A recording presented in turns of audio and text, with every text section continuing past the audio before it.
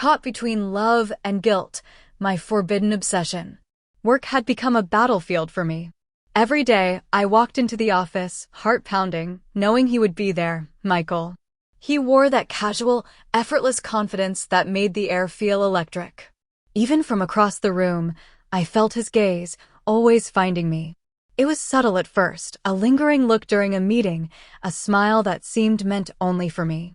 I told myself it was innocent, but every time our eyes met, a spark ignited in me I could not ignore.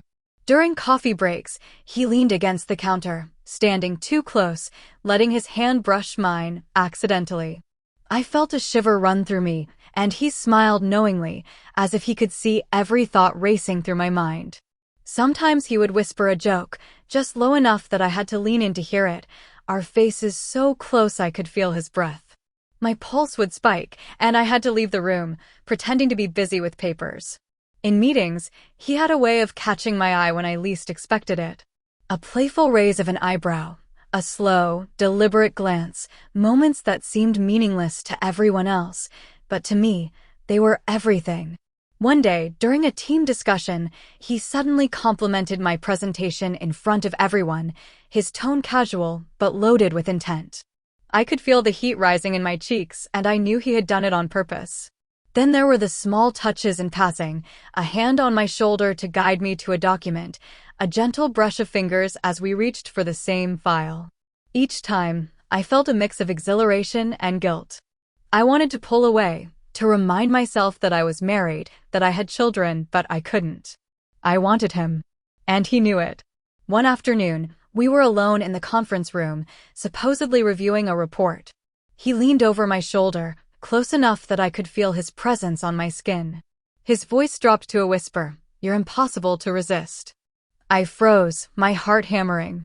The air between us seemed to crackle. I wanted to deny it, to tell him to stop, but my body betrayed me.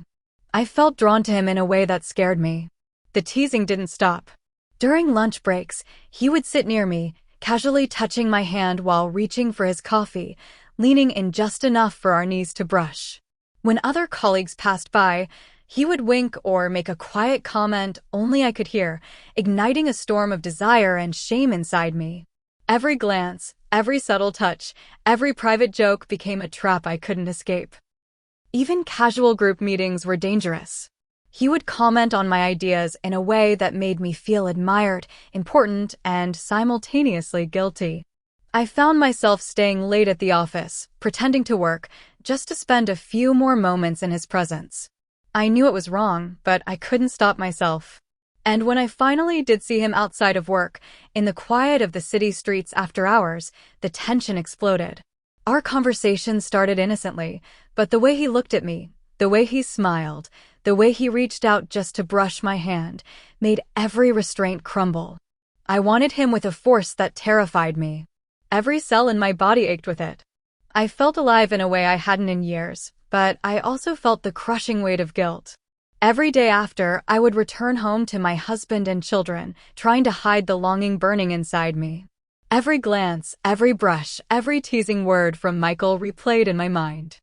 I hated myself for wanting him, for thinking about him constantly, for knowing that I would do it again if given the chance. Work had become my addiction, and Michael my obsession. I wanted him at every coffee break, in every meeting, even in my dreams. And I hated myself for it, but I couldn't stop.